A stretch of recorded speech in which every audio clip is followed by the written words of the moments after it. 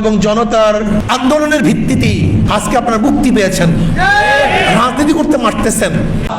আর বিএনপির অবস্থা হলো এই, বিএনপি কেন যে ছাত্রদের থেকে আলাদা হচ্ছে আমি জানি না। প্রিয় দর্শক, আসসালামু আলাইকুম। আশা করি সবাই ভালো আছেন। আজকের ভিডিওটি অনেক গুরুত্বপূর্ণ। ফজলুল করিম বিএনপির উদ্দেশ্যে কি কথা বলল, আপনারা ফুল ভিডিওটি দেখুন, বুঝতে পারবেন।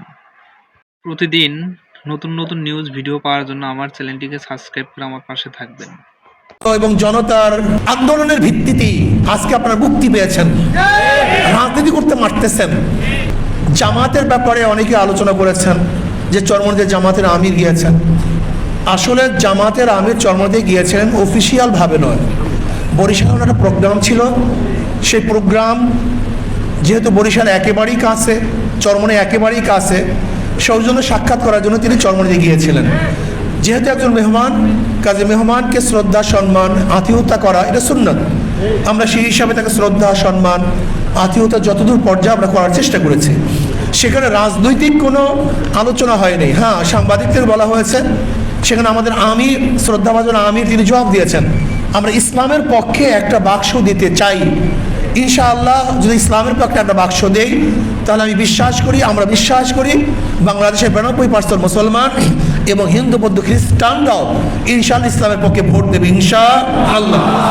আর বিএনপির অবস্থা হলো এই, বিএনপি কেন যে ছাত্রদের থেকে আলাদা হচ্ছে আমি জানি না।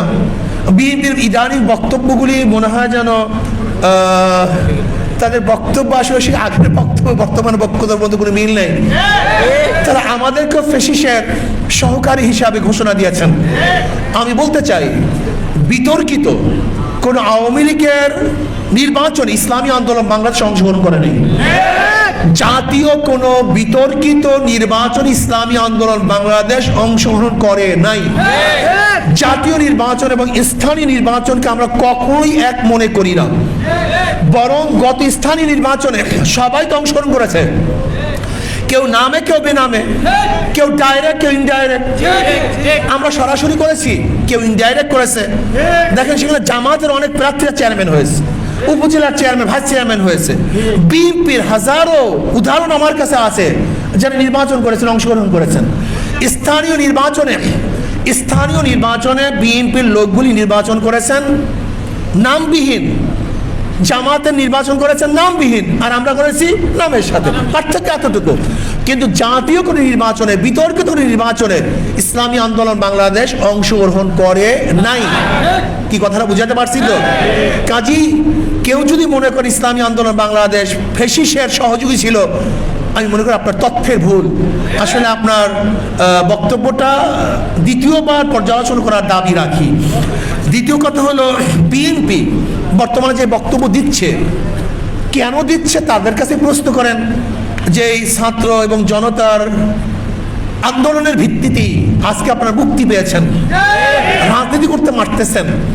রক্ত এখনো শুকায় নাই, এখনো হসপিটাল থেকে হাজারো রোগী বের হতে পারে নাই, এর মধ্যে সমস্ত অবদান ভুলে গেছেন।